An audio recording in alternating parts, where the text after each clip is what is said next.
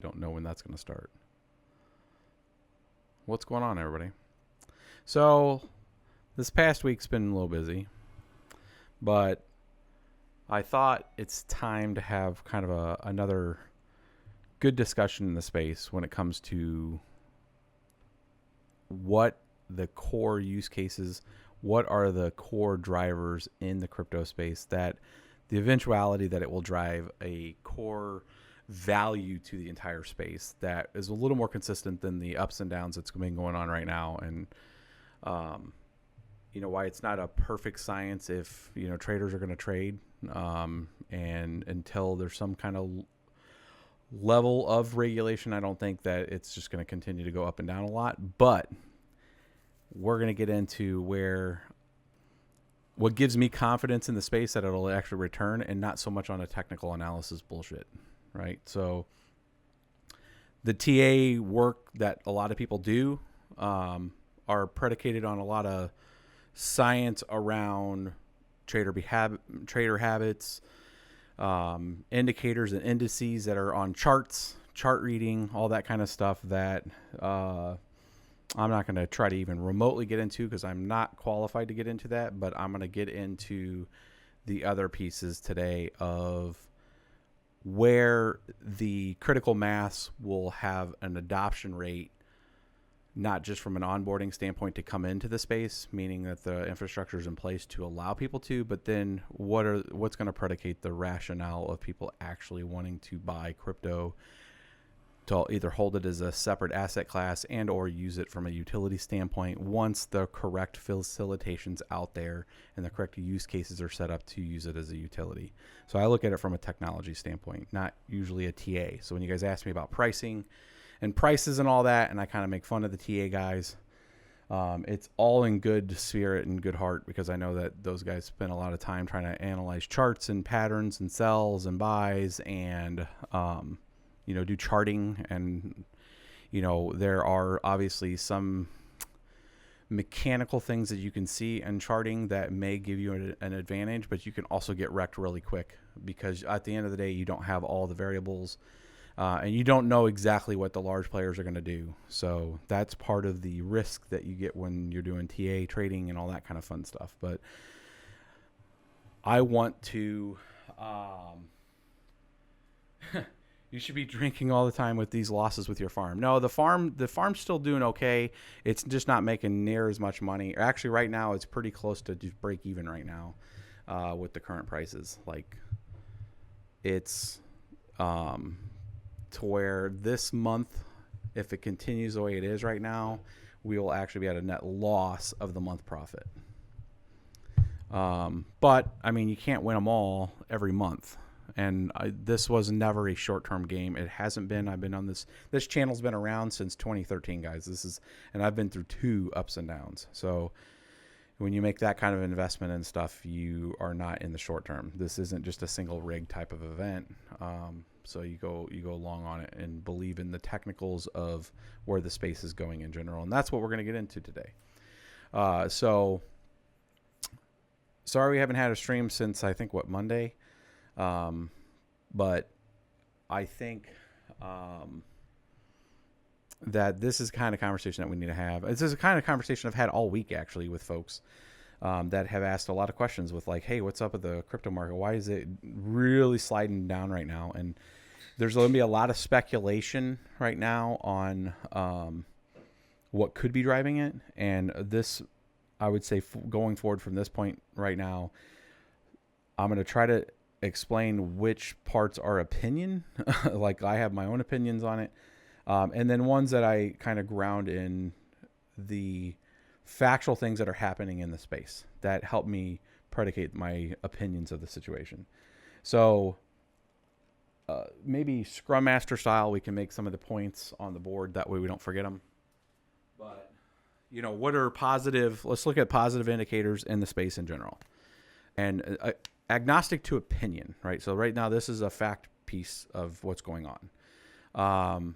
Let's look at first the exchange side, which is just the ability to get liquidity into a system, agnostic of what you care about the crypto market or not.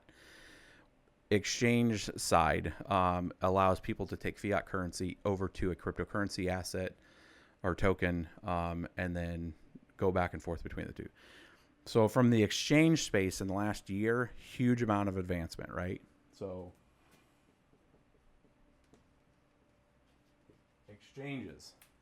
exchanges in this time last year through the end of the year of 2017, there were only a few exchanges. And if you guys recall, when there was a huge ramp up in user adoption on the exchange side, there was a lot of exchanges that actually stopped allowing people to come in to become a person on the exchange, right? They Bitfinex, Binance wasn't even a thing really that much at the time, this time last year. And Bitrex stopped new user login people. Poloniex did the same thing. And Coinbase was just getting essentially DDoSed every time somebody when a massive amount of people try to get into creating accounts. And they were creating something like 100,000 plus accounts a week with Coinbase about this time last year. So where are we at right now with exchanges? A lot more opportunity, a lot more options of exchanges compared to where there used to be, right? So part of that infrastructure for a surge, a resurge is there now. At least it's being told to us that it's there now, where you have Uphold, Coinbase expansion,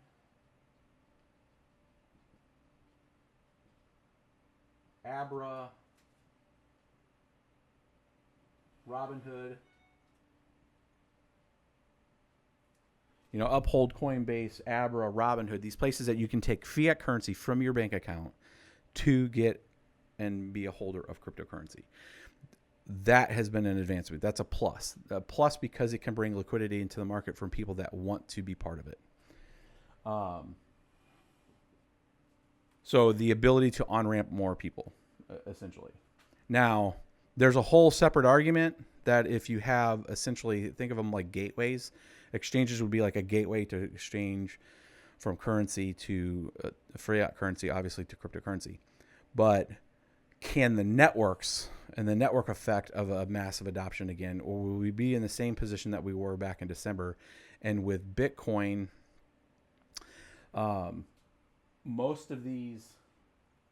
most of these exchanges, by and large, have some level of effort going into Lightning and Lightning channel setup to where it can deleverage some of that that overhead that would be on the currency. So you end up getting into a situation where you can have like bar tab style type of transactions to where instead of a 1-for-1, like if you want to go buy Bitcoin and you got to go broadcast it onto the Bitcoin network and you are going to get into a queue and then there's a small mempool and then the fees go up because you want your transaction to be validated. So you pay a higher fee to get it within a reasonable time. Lightning channel and the concept of scalability on any of these cryptos, it could be Bitcoin, it could be Ethereum. We obviously saw with CryptoKitties a huge saturation of the network whenever there was a huge demand for network traffic on the space. The advancement of the protocol. So you have the onboarding infrastructure now in place to accept a bull run, right? On the protocol side, you have movement to allow the enhancement of being able to take a lot of transactions through a bar tab type of transaction. What I mean by bar tab type of transactions is, let's say a pool of people all at the same time want to buy from Coinbase. They can essentially capture all of those purchase orders and then post those as a single post versus each one individually trying to compete. That part of that activity is the future stating of using, any kind of distributed ledger tech, blockchain-based tokenization to be able to transact at a high rate. When people start talking about common transaction speeds and stuff, that's why that matters, right? Is right now in the current state of the way a lot of the major tokenized blockchains, Bitcoin, Ethereum, have an issue is that if there was a massive adoption right now, like tomorrow, an EFT is approved, right? Speculative. And then everybody's like, oh, it's the next thing, it's the next wave. The bull run's here. The second everybody starts to try to purchase and stuff, we have the same situation that happened in December, where you have massive mempool issues because everybody's trying to make a transaction on it. And there's a transaction limitation right now in the Gen 1 tech in general. So that's the rationale for the scalability when it comes purely to the fiduciary side if you're trying to buy the asset and there's not enough time. So that's why that matters. That's why people care about it.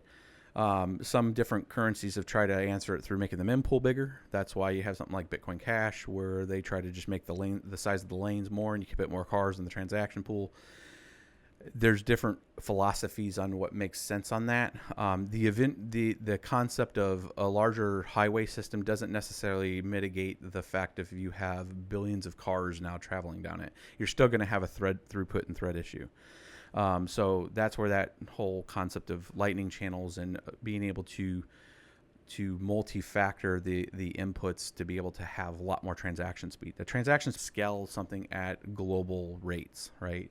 So part of the counter discussion with Bitcoin and all of that is if it's not a security because it's a utility and you can store it as a thing of value, if you're going to have a lot of people wanting to do microtransactions on it, you're going to have a saturation of that and it's going to cost more fees. So, but that's still kind of, I would say, kind of on a negative side right now for it is the transaction speed. But again, these technical issues, in my opinion, I'm going to go back to an opinion standpoint, are not what hold back the system from doing like a bull run on pricing. Like people should care about if they're making a finance. Like when I was buying more Bitcoin in December, I hated the fact that I was spending $50 to buy said Bitcoin because I like to purchase incrementally. I don't like to take $5,000 and just go buy currency. I want to say if I'm going to spend $5,000, I'm going to dollar cost average it, and I'm going to spend $1,000 a week for 5 weeks because I want to average out the risk on that. Because I might catch times like right now where Bitcoin's like 6,100 or 6,500, whatever it is right now. If I would have bought last week, and I did buy last week, when I bought some more coin last week, when it had dropped down to 7,500 and it was sitting around 7,500, I was like, oh, sweet. It's, maybe it's bottomed again. I'm going to buy more. Right now it's 6,000. I'm glad that I didn't spend everything last week. Now I got to buy some more at 6,000. Right. So dollar cost averaging is a way to do that. Now, if I'm paying $50 per transaction because a lot of people have that same philosophy, that sucks because now every time I make that transaction, the more count of transactions I have, I'm actually getting less Bitcoin because I'm having to pay higher fees, right? So there's the negatives on that. So that's why transaction speeds are huge and good, and why I'm kind of neutral right now on a massive bull run, because all that's going to happen is everybody's going to be running for the door entrance and only so many people can fit through, right? So we have to get scaling in general on distributed ledger techs figured out for mass scale adoption. If you're going to have that, like, it has to happen. Like, there's no ifs, ands, or buts. If Bitcoin comes down into a space of just purely asset storage and a place to put money that doesn't have a real huge risk of going down, which right now it doesn't meet that criteria because it's went down a couple times, down almost 90%. Right now it's down about 70%. That high volatility makes it very, it presents the weak argument in the short-term philosophy of being an asset class that you store things in.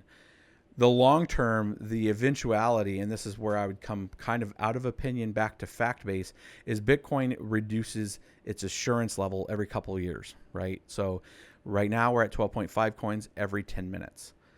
That's the influence, the inflation rate of Bitcoin, agnostic to price. Just look at the realities of the technicals. How much more Bitcoin are being produced every 10 minutes, right? 12.5 every 10 minutes, agnostic to who gets it. So every time it's halved, it's created a natural event of becoming more rare of the influence of coins that could be potentially sold. Because if a miner is spending time and money right now to secure the network and they earn a block, they have to divest a portion of that to pay for their expenses, right? So you have this influence of more coin being able to be on the market, but you have a natural decrease of the inflation of that every time Bitcoin halves. It started at 50 coins every 10 minutes. It went to 25 and we had a huge jump. It went to 12.5. We had another huge jump per every 10 minutes. It's about to go to 7.25 in about 600 days, 630 days. from now.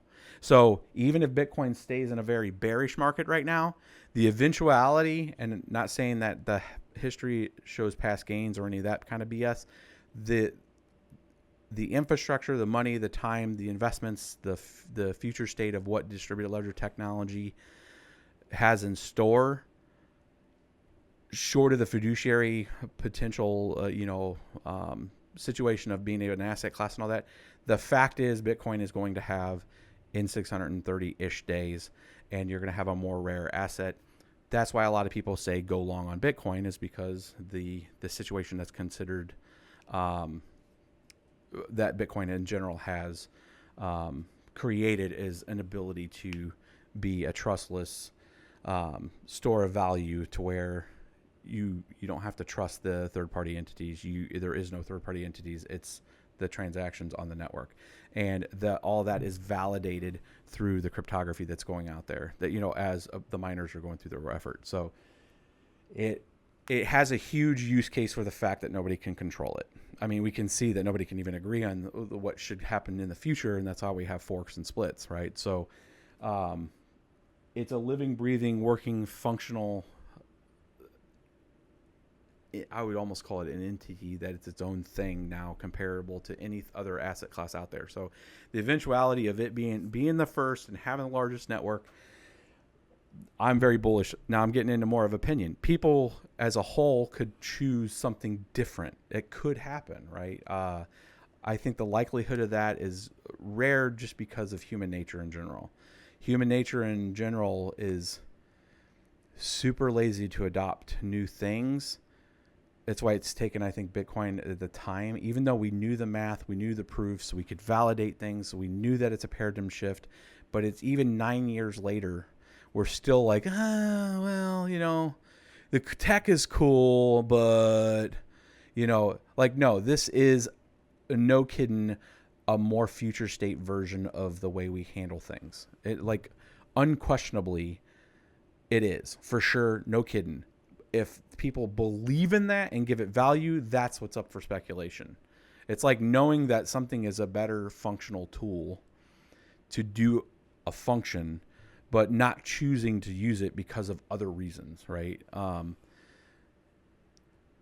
That the tech behind it is why you have massive adoption on government, civilian companies. And why they talk it as distributed ledger tech versus the tokenization piece of it. But as they come around and understand it more, then the tokenization becomes like a reality of like, oh, okay, I get why there's an incentive. I get why people would want to do this infrastructure. And those people that I'm talking about is the reason why you have Uphold, Coinbase, Abra, Robinhood, a handful of other large companies now that are getting into it, Facebook.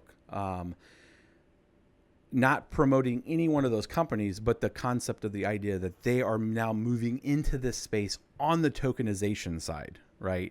Not just the distributed ledger tech, where you have companies like IBM and Accenture and all these larger other companies that are trying to make applications wrapped around the technology, divorcing the point of the cryptocurrency side of it. You have other now large companies getting into it and understanding the incentive mechanisms that are built into the tokenization networks of why they're important and what makes people want to participate in it and what gives it value to participate. That's why you're starting to see like, oh, well, we'd like to make our own coin, but they're having to also wrap that into the way investment works and the SEC with making sure people don't get defrauded and all that kind of fun stuff. But I guess in general, the natural progression in this space is an iterative event where more and more we ran into an issue where people couldn't change fiat to cryptocurrency. That is starting to be pretty much solved, where if you have a bank account or you have an ability to take cash, you can go to a Bitcoin ATM if you have it in your city. You're starting to get the completion of those events to where you can actually go buy it. It's actually becoming easier. The transaction speed's the next big hurdle that has to happen, because if you scale at volume, you have to figure out the transaction speed. Otherwise, people aren't going to wait, right? I mean, it's like, oh, this kind of sucks. Like the usability blows if I have to wait 20 minutes for it. Like that has to get fixed. That's a no. Like you're not going to have adoption without that. The penalty for failure if you lose your keys, all that kind of stuff. Like the natural advancements that need to occur. You can't wrap all your expenses up into a technology and then accidentally lose it, right? I've lost a lot of cryptocurrency from the learning curve of, one of the very first hardware wallets I did, when I went to generate the keys, I messed up and lost the original key. Then I lost some of the stuff that I moved over to it, right? Like there's a learning curve to these things, and not everybody's going to be computer oriented enough to learn it, and they're not going to. So the custodial services like Robinhood and stuff are going to become big players in this, because bottom line, people don't have the operational security, the OPSEC, nor the know-how, nor the care factor to even try to learn it, right? They're just like, dude, I make money because I go and trade my time for monetary gain, right? I go work, it pays me money. I want somewhere to invest, or I want a new way to transact with people. So I'm going to buy this cryptocurrency. But they're not going to go in through all the other due diligence to be a good steward of their own keys, right? Because the realities of the situation is why there's a niche of people that believe in the libertarian defunk from an oppressive society or government, or if you don't have an ideology of the same of, some level of government, you're going to have a niche of folks that are going to fit in that category and want to control everything in their lives, right? Go off grid, whatever. But then the mass majority of people want to do other things with their lives, want to focus on other things, family and events and vacationing and whatever. And this component in their life that happens to be their monetary way of paying and holding things, they're not going to want to have to micromanage that in such a way that gives them a risk of losing it, right? So that part right there is where the custodial services come into play. And the realities of the 90 percentile or the 80 percentile is going to fit in that category to where they're not going to want to hold it. It's just the same reason, like I can totally change the oil in my car. However, I take it to a place to have the oil changed.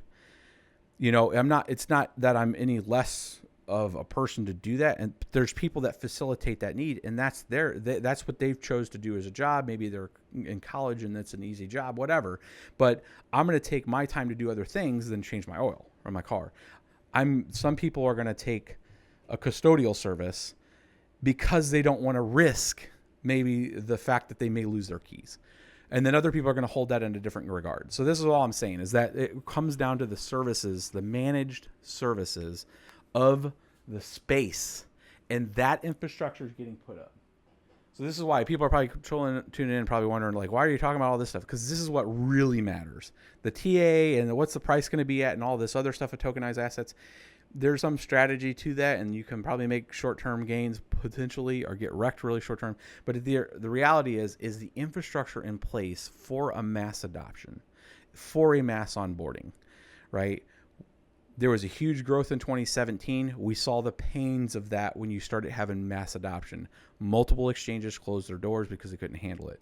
Custodial services also had issues.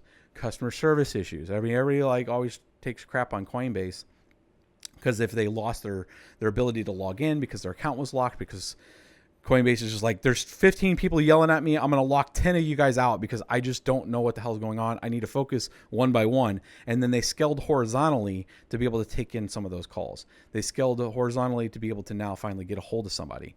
The space wasn't mature enough for the onboarding at the time. This is where I take the crypto hat that I've worn for years and brought videos to you guys, the 1,500 hours of content, and I put on the architecture hat on the day job and go, okay, architecturally, if I'm trying to run a business and I'm trying to facilitate customers, what are my problems right now? Onboarding and being able to answer calls and being able to, have a very distinct conversation with people, a very important conversation, because it's money, it's their livelihood, it's what they've invested. You want to make sure you take care of those kind of calls, right? It isn't like, hey, my car won't start. It's like, hey, I can't get into my bank account. That's a big issue, right? So they have to get those fixed. That's where the infrastructure, the last 6 months, and why everybody's like, why isn't it mooning? All this infrastructure is getting put in place. Robinhood, Coinbase, Abra, all these different things, Square, all these places saying they're going to accept it. This is huge news. A year ago, this would have blown it up. What's going on right now is you have a massive amount of decrease in interest right now, because I think you have a couple things. You have a natural occurrence of just the way this cryptocurrency can be manipulated, not that with regards to the wash trading and volume and all the games that are played on the exchange side, because of potential lack of regulation and all that other stuff. But regulation may not be the answer either. Like, we got to evolve past that point and de-incentivize the activity of doing it in some way. Now, that's going to be a lot of smart people figuring out a better way than just trying to enforce a rule, right? Like, we see how rules enforcement and getting around and skirting it by borders and different countries and stuff, it gets into a very big soupy mess. The answer to a lot of those kind of questions are going to be automation of certain events. Maybe a cryptocurrency takes in an update that de-incentivizes the activity. There's a handful of ways to approach it than just throwing regulation against it, is what I'm saying. You can take I'd say, and this is going to sound very Midwestern of me, but gosh sakes, there's ways to do this mechanically within the code and within the protocol to answer the call on some of the BS fraud that's going on.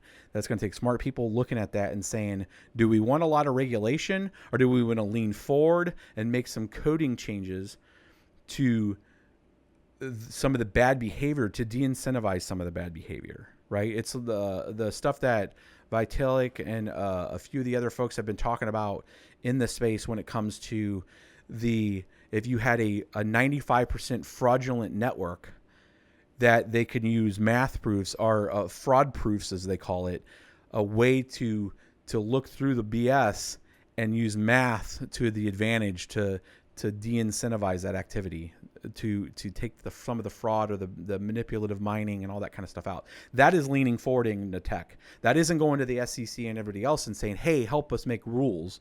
That's leaning forward on the tech and trying to move it ahead. This is the kind of infrastructure, this is the kind of forward thinking that it takes to evolve a society past the point of archaic rules, right? Like, I work in the space, I work in and do stuff for government contracts, for civilian contracts. That's what I do. I build infrastructure, I build stuff. And I'm telling you right now, this is the kind of stuff that I look forward to bring to those spaces, of saying, hey, there's a better way. Like, we've been doing it the same way for 30 years on this. We need to move ahead. How can I leverage that tech? That kind of thinking is going into this space now. It's very transparent. We have Twitter. We have people that can talk very specific to the thing. We have white papers that are trying to go out there that people can peer review, right? The right level of focus is being done on it. It's just something that takes time. So again, another big plus for this space, right?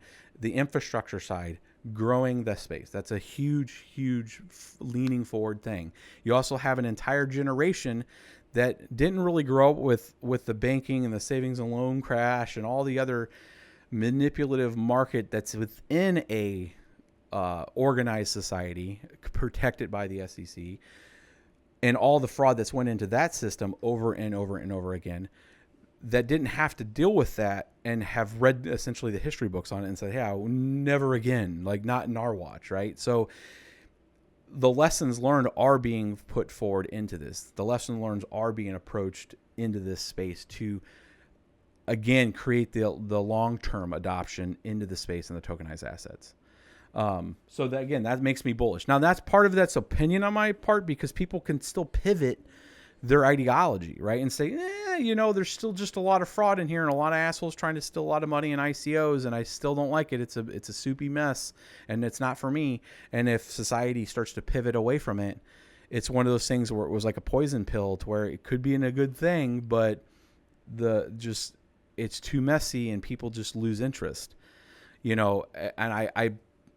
I firmly believe, because of the infrastructure, because of the emphasis going into the space in general and distributed ledger tech, that the eventuality is that it's going to obviously go back up because of all that interest that's going into it, and for answering some of the hard-pressed questions like transaction speed, like where I can go get it, where I've been saying forever, I'm surprised some of the institutions out there right now aren't just becoming part of that exchange and getting some of the fee structure, right? Of like, hey, I'll be an intermediary, kind of like Western Union, right? At the time, to where they're trying to do digital cash back in the 80s, right? To where I'm going to send it over, and then they're charging a lot of fees.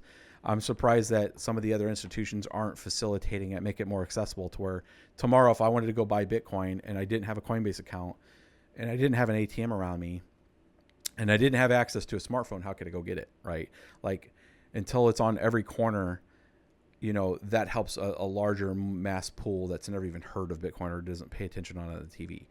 But again, the network effect, the transaction speed is the biggest opponent of that for all of them. For Ethereum, 15-second block time, doesn't matter. CryptoKitties brought down the network, right? So the scaling is a huge thing. I keep repeating myself, but hopefully some of this is enlightening, reassuring in some capacity into my at least views of the space. Some of this is obviously opinion, but I'm trying to separate where like fact of like a company doing something and having a reaction and having an output of a product or a service versus what my opinion of that is. To try to separate some of that for you guys to kind of follow, like what's the realities, and then understand that when like people make arguments on a particular point. If I'm making an argument of a particular fact that a company's doing something, and then I have like that's that, and then I have my opinion of that, is still agnostic to what the adoption rate or what people in general in society will think of either of those. Like, who cares? It's a fact, and who cares what your opinion is, right? Like, people are going to make decisions based on a whole other series of other factors of how does it affect their lives, and do they care? Is it easy to use? All this other stuff, regardless of the facts, right? That's why obviously the market doesn't immediately move when something very positive in the space, such as an onboarding or adoption happens, and then like there's no reaction to price or people wanting to go purchase it and all that kind of stuff, all the technicals that come around with that, because at the end of the day, does it change what's going on in their world?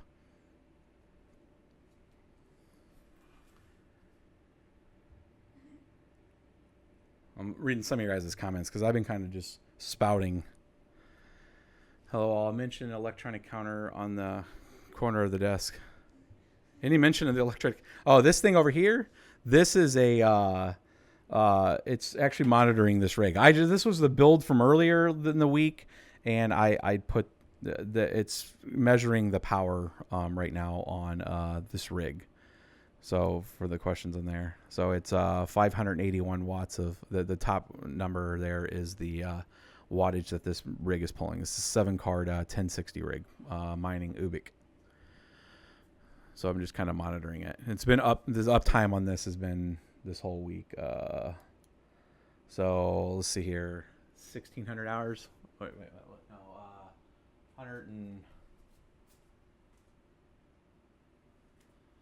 168 hours this machine's been on running, and you guys can see the rates and speeds and all that kind of stuff. So it's just super stable.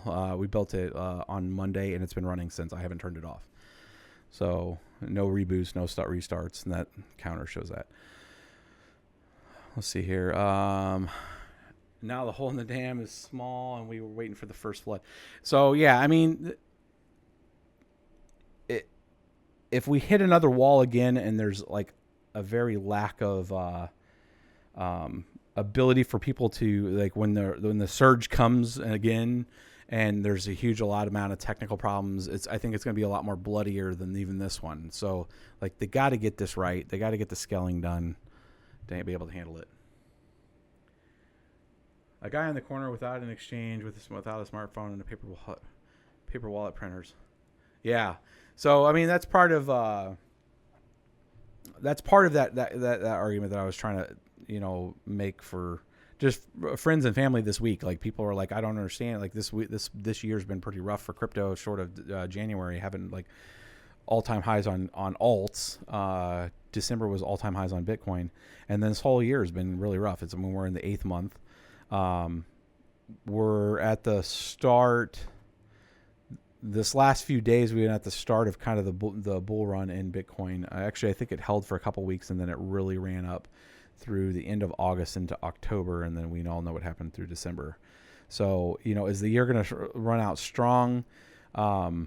it's anybody's guess, obviously, but the right sets of infrastructure are starting to get in place. I would like to see the questions answered, though, from the companies out there, answering the very specific use case of, if I had 500,000 people trying to buy Bitcoin or any of them, is the facilitation on the Lightning Network and the payment channels and all that set up, right? Like it could be the most leanest campaign from the largest exchanges of saying, we're open for business. Like, they can lean in and just say that, like, we're open for business. Here's what happened in 2017. Here's how we couldn't handle it. Here's what happened right now. Here's how we can handle it. We're ready for business. We're ready for 1 million people to go out there and purchase cryptocurrencies and be part of the digital revolution on the storage of assets and value in a non-centralized third-party type of system, right? Like creating a genuine market campaign to give people the rationale of why they should. It's a limited resource. It's digitally, it cannot be changed without a huge amount of consensus. We can't agree as a people, as a society, as a culture, as a whatever, on practically anything at a 50% plus consensus, let alone the requirement that you would have to have a lot higher than 51% to even make some core changes to the network without splitting it. So the fact that you have a limited resource, the fact that it is being reviewed as a new potential asset class, potentially in the long run of having an ETF, an exchange traded fund, where they have to take custodial ownership of the currency if they're selling against the fund to you, to where that has the eventuality of eating up the supply. It's essentially a forced market hodl position. Like, if you have an ETF, that's why like people care about it, is because you have essentially a mandated hodl on at least the funds, right? And you can lock them up for a period of time. And if you take that supply off, then you're going to have less supply and to drive up the price, right? So supply demand. Yep. Supply will follow demand. Yeah. One of the comments in there. If a handful of companies genuinely do that, it will moon, in my opinion. Yeah. So, I mean, it comes down to just, it's like I go in and out of explaining it to people and friends and family and government and people that I interact with on a daily basis of, it's all about setting expectation. It's no different than if I'm delivering a project, if I'm delivering a software program for a company, for a government, what are the requirements? What's the backlog? How's my progression? It's all cost, schedule, performance. It's like the core things of any project manager, right? What's the cost of it? What's the schedule? When does it need to happen? And what is the performance? How do I measure myself to make sure I'm getting better? How do I measure myself to make sure that I'm delivering what somebody has paid me to do, right? So if you take that kind of understanding and ideology to a campaign for a company that is a custodial service or a position of an exchange to allow people to onboard and get the currency, set expectations for people, right? Say, here's where we're good at, here's what we can do for you, and here's where we're still learning and stuff. And then set out there some example use cases saying, hey, in 2017 we couldn't handle, like, it's an automatic acknowledgement for some of the exchanges, right? They turned off the ability for you to become part of the exchange, right? So, like, they need to answer the call out there in a campaign to say, hey, we can answer the call. Here's the load that we took in 2017. Here's an example of what would occur now if that happened again. We got it. Like, we're open for business, right? And then helped compel the understanding of why you'd want to hold it as an asset class, right? Everybody's very sketchy on promoting, promoting cryptocurrency because their SEC's rules are still kind of coming together and stuff. But at the end of the day, like I own cryptocurrency. I tell you guys, I believe in it, and you guys make a decision if you want to purchase into cryptocurrency or not. That being said, talk through the basic technicals of it and just say, the rationale why most people would want to earn or buy cryptocurrency is because of the supply demand dynamics of it, and the fact that the manipulation of it would require, at least on the proof of work currencies. I'm talking mainly when you guys listen to me talk about this stuff, most of the time it's about proof of work currencies that you can mine, that you're taking a piece of equipment to uphold the network and create a security boundary essentially to where you would have to have more hash power to make manipulation changes to the actual blockchain itself, to if you're going to go and change and tweak the rules or any of that kind of stuff. I'm very sketch on the governance and ruling of centralized entities that can make changes to the blockchain. That's why I'm always very weary about, I mine Ethereum, but the DAO essentially proved the fact that they could roll back the chain, agnostic to the mining network, right? They can poison pill it, and that kind of makes it scary. And that's why ETC, I think, is doing very well, is because it's like, hey, don't mess with the lifeblood and the thread of what makes this tick. If you're going to go through and say, I can't change things, and it is as it is, and like Bitcoin, like we can keep each other in check with the ledger side, that's what gives it its value proposition. It hugely gives it a value proposition. If you look at the distributed ledger tech in general, outside of the fiduciary, tokenized networks, why would a company want to use blockchain tech in their systems? Like you have ERP and CRM systems and all these things, like enterprise reporting and planning systems. You have these massive database systems that store lots of information and have business logic and all this other stuff. But if I want to implement a blockchain on something like on one of those large systems, I'm not going to replace the existing ERP system out there with it. It's not there. The tech isn't there yet to go replace huge facets of technology yet. The eventuality, and I could get into a whole philosophical conversation of where things could be from an automation, smart contracting standpoint that could operate the entire world and deleverage us, our need to security and monitor and all this kind of stuff. Because the de-incentivization would be there from an attack vector standpoint, and the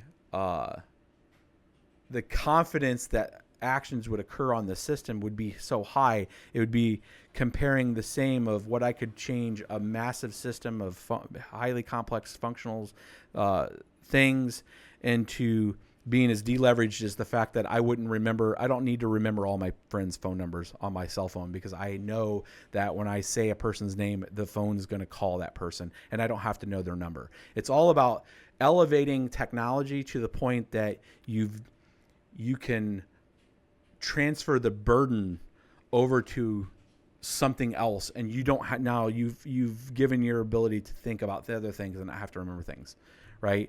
Our cell phones have lifted that burden for a lot of functions in life, for a lot of having to remember phone numbers. Phone books have essentially went away. They're there, but they're a disaster, right? Like most of the numbers aren't right in them. They're too static. Technology moves at a very high rapid rate. You could distribute a ledger tech in general is why companies are looking at it of like not just the automation, but the zero trust environment, to where configuration management, the risk. I'll take one use case. I'm kind of rambling in the space. I'll take one use case to wrap it in to give you guys a basic concept from a corporate or a government standpoint of why it would be super important. If I had a configuration of, let's say, web servers, right? And I don't want to mess with them. Like, it functions, it works. It's like a router. Like, all I need you to do is just route traffic in this order, in this custom group to validate the participants on the network. That's all I need you to do, and I don't ever want it being messed with. I don't ever want it changed. If I took just that configuration file, I don't have to go and replace Cisco. I don't have to replace the physical network. I don't have to replace any of it. I just take the configuration file on that router, and I don't ever want it being toyed with or messed with, and take that component and decentralize that in a consensus-driven distributed ledger technology across multiple nodes, that an adversary would have to attack the entire network to make a change to that, right? And if I've decentralized it enough, and if you use a distributed proof of stake or proof of elapsed time, whatever consensus mechanism you've used, you've now greatly enhanced the factor of just attacking that one router and getting its config file and changing and routing and changes stuff, right? It's all about taking the tech and applying it as an augmentation, not a replacement, right? That's the stuff that I work on a day-to-day basis when I'm not working this stuff, is figuring out that kind of stuff of where to apply it and where it makes sense. If you take that, that's the privatized version of it. But if you take that, the eventuality of wrapping that into another blockchain and having like an atomic swap with a pair keywise to where you can now have it on the public side, host it and incentivized by people mining and strengthened by people mining, now you're just leveraged on top of the protocol. You're not having to hold up the bottom like right now you would have to do like in a cloud or anything else, right? That's the eventuality of where this space could go. It's taking all those micro situations to where you can take very structural infrastructure systems that you have to protect, power systems, and you've now created such an environment that it de-incentivizes the activity of anybody even starting. They're like, you know what? This isn't even freaking worth it. Like, I got to hack this and this and this, and I have to have more power, more compute power, and this is not even worth it. We got to figure a different way out, right? And you've evolved it past the point of that risk, right? So this is the kind of stuff from a tech standpoint. So when you hear people are like, oh, blockchain's all bullshit, it's all this. No, it isn't.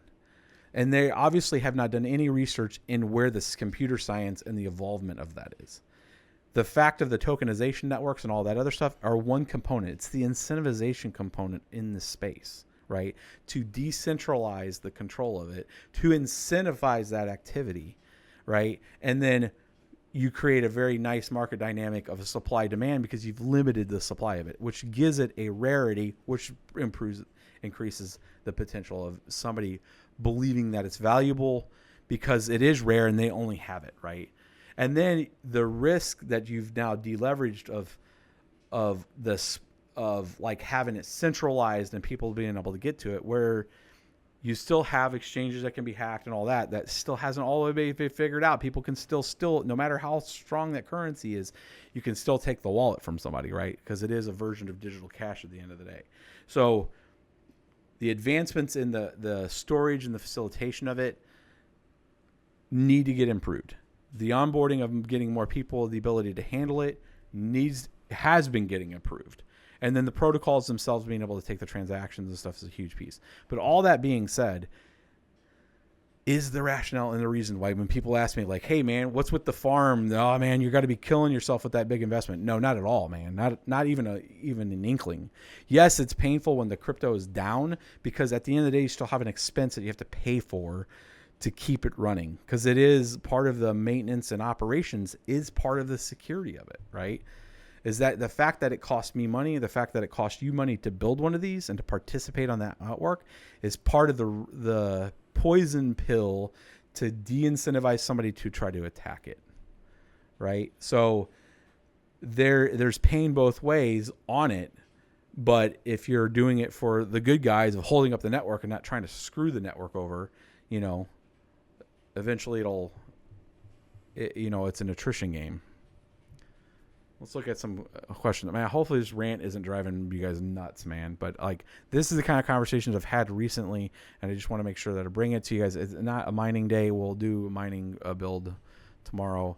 Let's see here. It's right at 56 minutes. I'm going to try to wrap this up in 1 hour.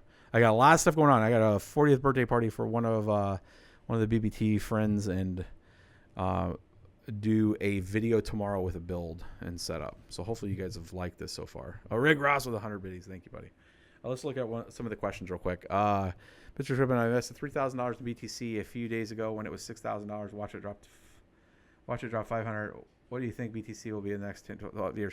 Or 6 to 12 months, rather. Nobody knows, man. But that being said, in the next 630 days, it's going to have. So you're probably going to have a huge lead in ahead of that and growth, because you're going to have a less of assurance. I would say if you're trying to do a short-term profit and loss and all that kind of stuff, then you probably want to follow a TA guy, not me, because I'm more long-term hodl.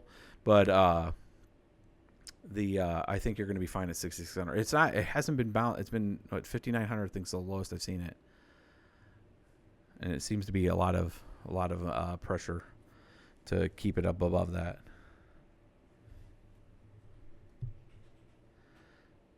I have 6 rigs.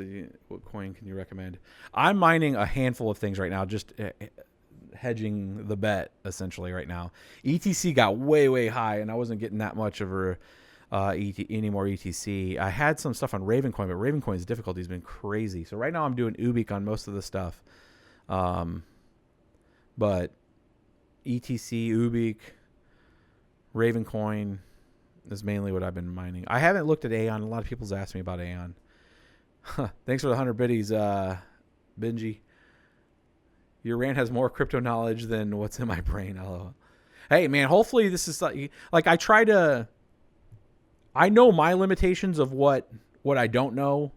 And that's like when people ask me about certain coins or certain protocols or something, I'm like, I don't know. I haven't researched it, right? But when it comes to infrastructure, when it comes to custodial stuff, that kind of stuff, why I don't work heavily in the fiduciary side, I work on big systems and build architecture for big systems and see the possibilities of where it can be. And, going to CES and these different events over the last year, seeing where the mindset of the decision makers, both not just in government, but in businesses and all that, of at least showing that they're leaning forward, trying to understand the tech. Now, you can take that information and either look at that as a positive indicator and then go purchase more cryptocurrency. That's up to you, right? I would never tell people, hey, go buy this. I mean, I'll say it tongue in cheek, but like, it's a decision that you have to make because it's your decision to make money. What I'm telling you, or potentially to make money, or potentially just to own the future of an asset class that has a potential to go up exponentially because of the mechanics behind it. The sediment of people are going to drive it there is a whole different thing, right? So when I talk about the eventuality of potential higher prices, it is predicated on the fact that it's a limited supply and that if adoption is there, it's going to hit a point of exponential growth because there's not enough of it, right? And it's just purely a math game. When you look at, I think you have people that believe it from a very low understanding surface of just saying crypto's going to moon and I just believe it's going to. And then you have people that understand the fiduciary side of how money in the system in general works with the payment gateways and the actual money, the actual real cash that's afloat and where it could go to.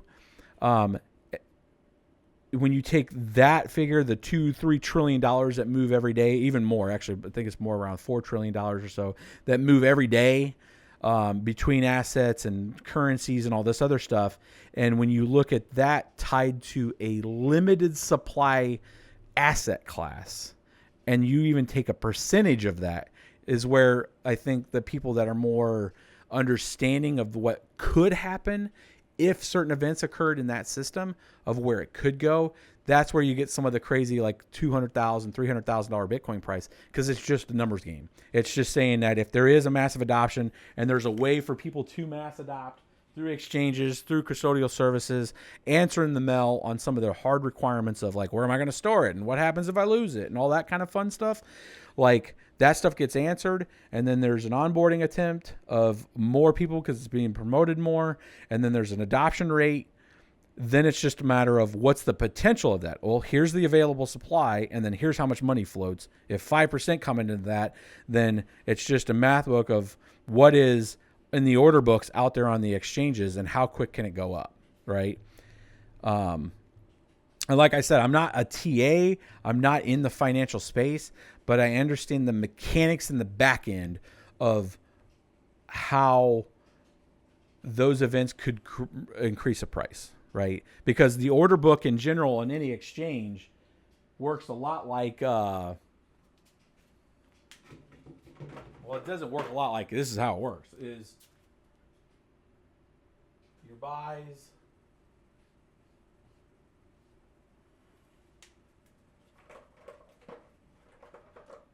and your sells, right? And you have your volume on both sides. Current prices in the middle.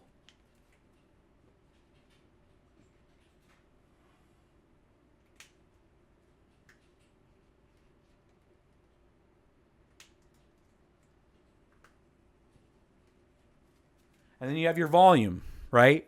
And the sum total, you have different price points on the cells with a certain amount of volume.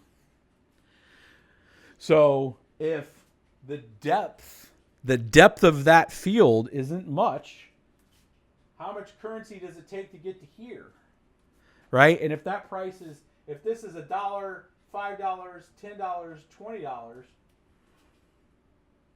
how much actual volume does it take to get there, right? So if you had an API connected to all the exchanges and you could see the order books, you could do a math problem to figure out, it would only take 1,800 BTC to make ETC go to $40, right?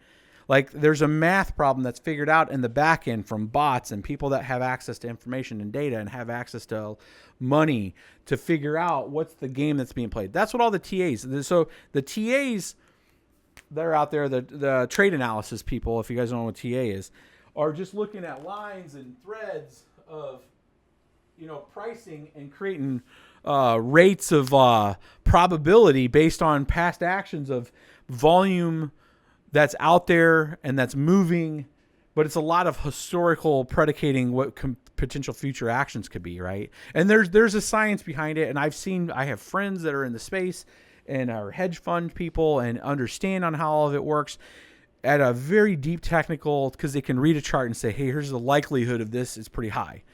Like Tony Voss or Vase or whatever, does a lot of 9s and 10s and all this stuff because he's predicating a probabilities of the events based on where things look at, right? Nobody knows the answer to that, right? It's a pseudoscience by and large, right? But it's a pseudoscience that does pay in results sometimes, right? But then if it's like doing really well at blackjack, and you're thinking that you're understanding it. And you're thinking that I don't know how to count cards, but I'm telling you, I haven't seen an ace in a while, right?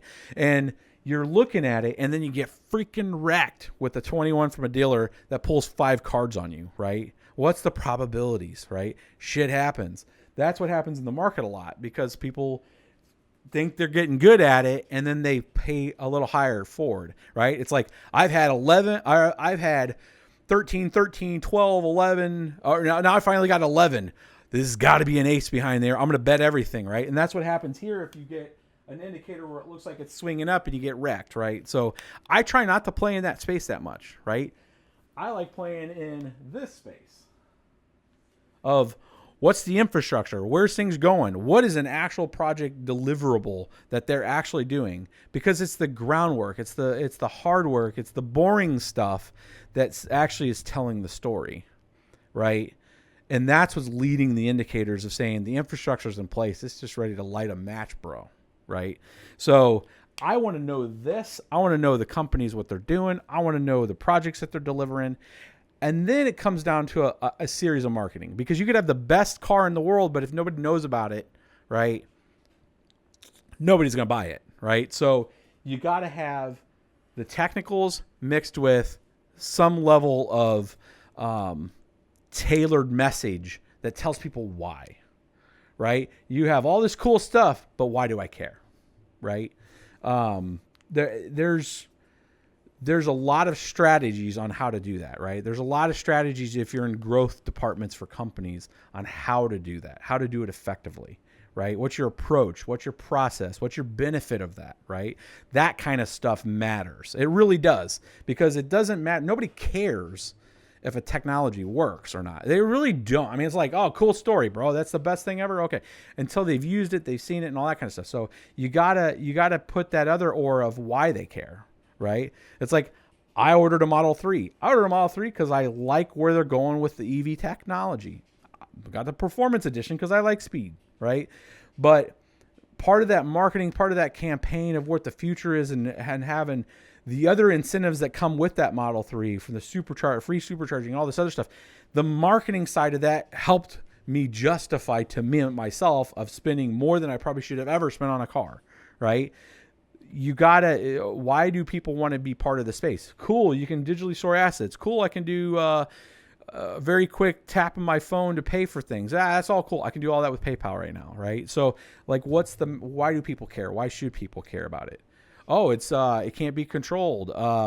If you use a custodial service, technically it can, but there's advantages to the tech. So somebody needs to create a marketing campaign to really hone in on the actual deliverable that's being occurred, not just the philosophical stuff, right? So you guys got me on a rant again. Tony Vez says everything but Bitcoin is going to go to zero. I disagree with him 100%. Tony is going to be what they will call a Bitcoin maximalist, and he's a very narrow-minded, only with Bitcoin for the fiduciary purposes of Bitcoin. He's not evolving his ideology and thinking of what the utility and use cases of other cryptocurrencies and the advancements of the other cryptocurrencies that are going to bring from a utility and automation standpoint to the ecosystem and the space, and then understanding the same principles and same deliverables that are being occurred in Bitcoin from a decentralization standpoint, and the eventuality of incentivizing a decentralization upholding of a network to facilitate a series of functions and getting a derivative of a payment on a scale that people can trade, without it being manipulated with regards to influence of more currency into a system from a supply demand dynamics. Like, he's going to stay very focused on Bitcoin because it's all he cares about, from the use case of purely the traded asset level. Like, so if I would say from his mindset, he's going to come from a point of, I'm looking at an asset class for what it is, from a storage of value and from a technical analysis perspective. And that's all he's going to do. He's not going to look into the other cryptocurrencies of where they're going to go. Jimmy Song said ETC, same thing. Jimmy Song, etc. said the same daily thing too.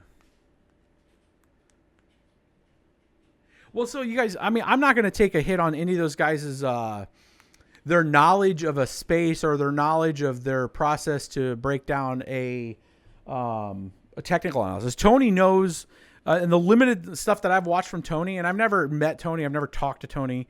Maybe somebody can link this video to him.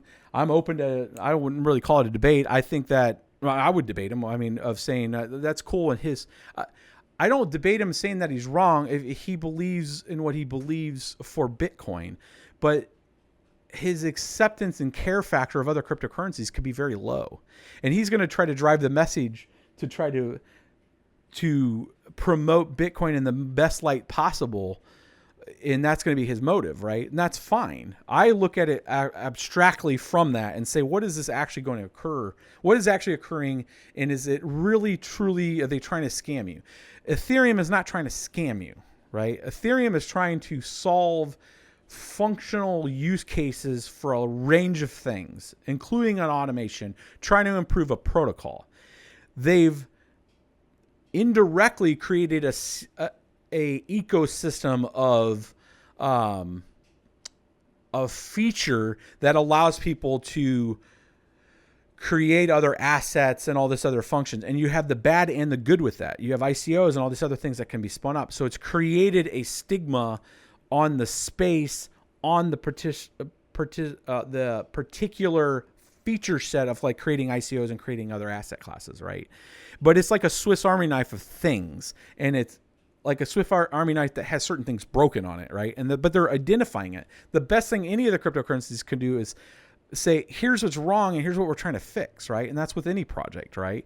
So a handful of the currencies are trying to do that. I think, believe it or not, I think Cardano's trying to do that. They just don't really have a product yet, right? I mean, like, and I think some of the people get very, because they put a mountain of effort into it and they haven't seen recognition, or they haven't seen, because some people need a gold star type of thing.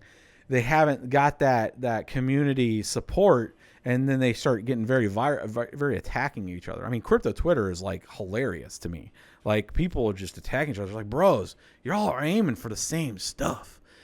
adaptation of a newer technology that enhances life and everything, right? So like some people are going to get wealthy on it like any other kind of asset. You could be selling manure, bro. I mean, it doesn't matter. It's like what is going on, right? Like the people that just focus on the price piece of it are kind of missing the whole point of the whole show, right? So like it's just a function. They're going to solve that, and they're going to leverage the experience and training and skill sets that they have to talk to it. And that's what Tony does. Tony knows trade analysis.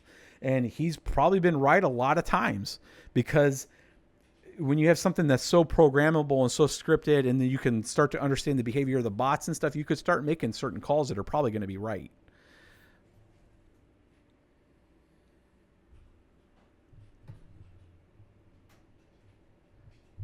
Tony 2 times. I'm going to get you the papers.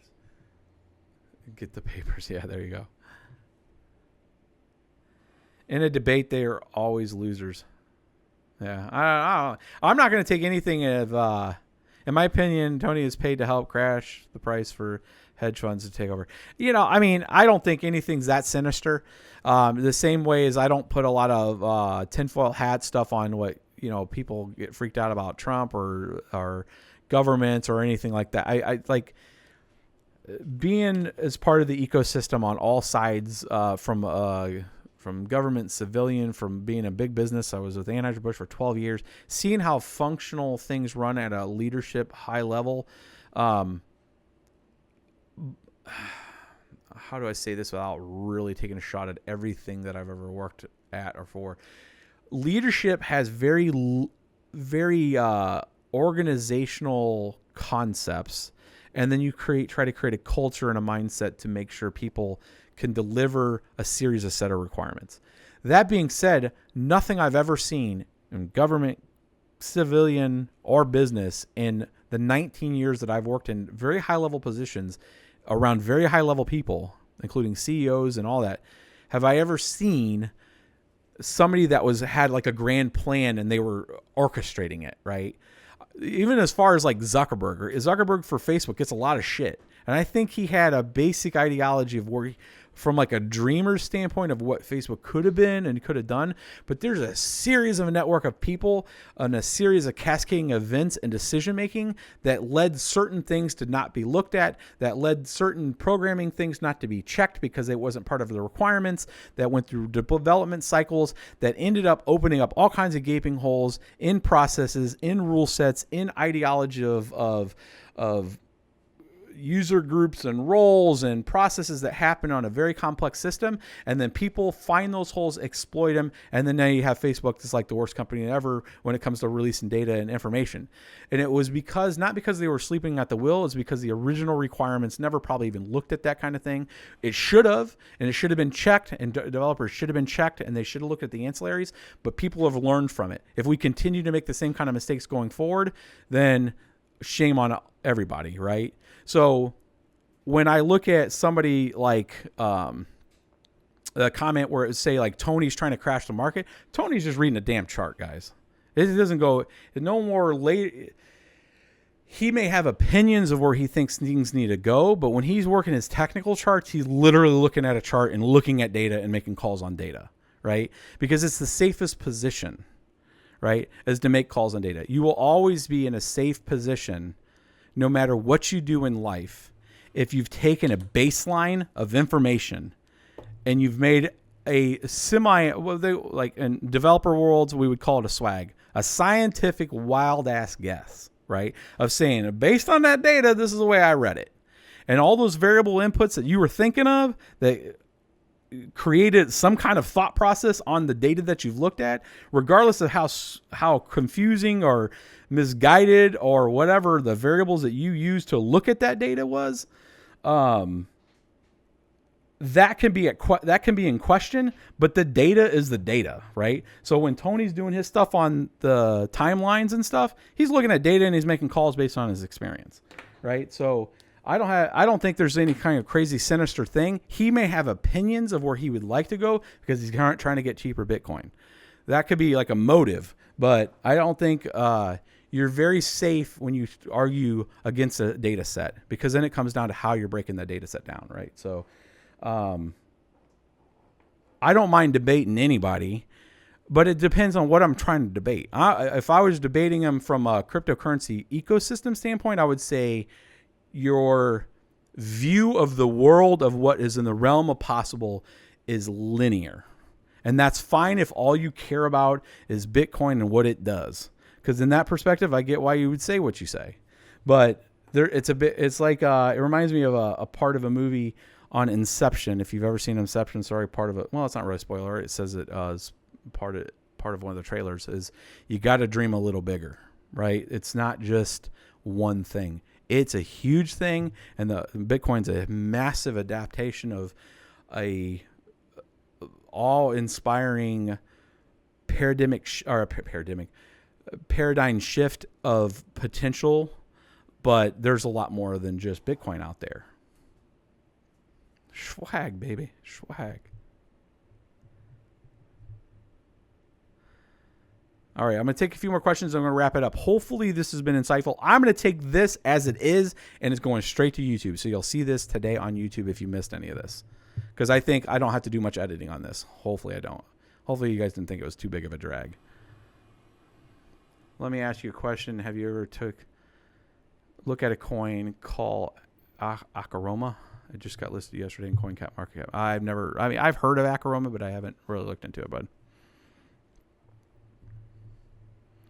So I'm looking for some of your guys' feedback. If this is good, I'm going to start to wrap this up here. We will give, so tomorrow, 60 of you guys out here, tomorrow evening live stream, I'm going to give away 2 GPUs. So we're going to have 2 signed R9 280X 3 gigs, never open, or they've been opened and signed essentially by BBT, myself, Carter, and BBT Todd. And we're going to give them away. So I'm going to do one for a subscriber only way, guys that are loyal subscribers. You guys have an opportunity. And then I'm also going to give another one to everybody. And I ship them anywhere. The last one that we gave, the GPU I gave away last week, a guy in Sweden won it, and I shipped it to Sweden.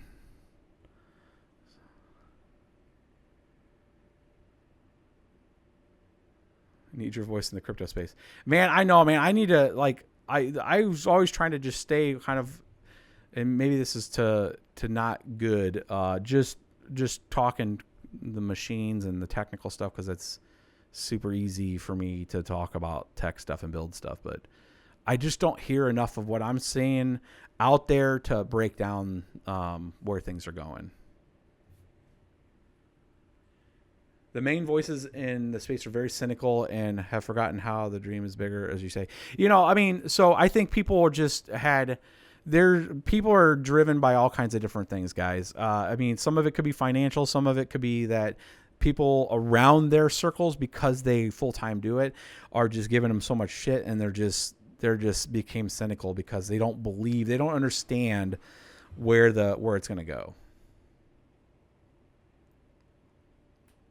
They don't see, and my perspective is a little different, because if they are working in a space and all they see around them is just what they're working on. I'll take Vinny Lingham he has a company, Civic, and they're tokenized on Ethereum, with their utility token. Well, it's a token. I don't think it's used as a utility right now, but their ICO. And he's been super cynical on a lot of times on Bitcoin and all this space in general, but he's working in the space, but his positions and some of his discussions and all that stuff sometimes are very counterintuitive to the space. But, I think that outside of working since I work kind of in the space and I work out of the space, helping enhance the knowledge of people that make major decisions on big systems of where they could go, and breaking through the BS of what works and what doesn't and where's the gaps, right? And then working on that kind of stuff gives me a different, more optimistic view. Plus, I'm not a pessimist type of person. I am definitely an optimist. I have been all my whole life. I look at the worst situation and go, okay, this sucks. What's the good thing of this? Okay, if there's nothing, then how can I change and pivot to make it not suck, right? So, that's my mentality. That's the way I've always been. So...